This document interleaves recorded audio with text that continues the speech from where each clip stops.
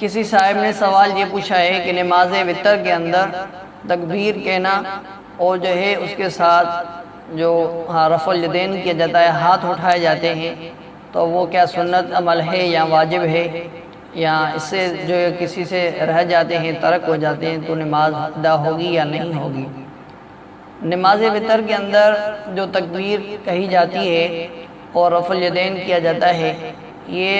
جو ہے وہ سنت عمل ہے۔ اس سے اگر کوئی کسی شخص کا جو وہ رہ جاتا ہے تو اس کے اوپر نماز سے کوئی فرق نہیں پڑے گا۔ باقی رہی بات یہ کہ تکبیر اور رفع الیدین کے بعد جو ہے جو دعائے قنوت پڑھی جاتی ہے یا کوئی دوسری دعا پڑھی جاتی ہے، تو دعائے قنوت پڑھنا جو ہے وہ سنت عمل ہے۔ اگر کوئی شخص دعائے قنوت بھی نہیں پڑھتا اور کوئی دوسری دعا بھی نہیں پڑھتا، دونوں میں سے کوئی بھی چیز نہیں پڑھتا،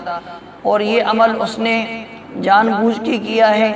تو اس کی نماز ہی نہیں ہوگی، وہ سرے سے دوبارہ نئی نماز پڑھے، اثر نو نماز شروع کرے۔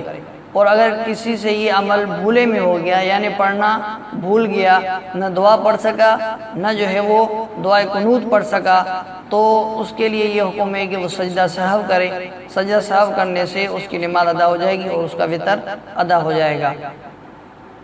اور دوسرا مسئلہ یہ پوچھا جاتا ہے کہ نابالغ کی طرف سے قربانی کرنا کیسا ہے؟ قربانی جو ہوتی ہے وہ اصل میں تو بالغ کی طرف سے ہی ہوتی ہے، جو باقی نابالغ کی طرف منسوب کی جاتی ہے تو اس کو جو ہے وہ صرف اور صرف یہ خوش کرنے کے لیے ہوتا ہے کہ یہ قربانی اس کی طرف سے ادا ہو رہی ہے، لیکن جو اصل حقیقت میں قربانی ادا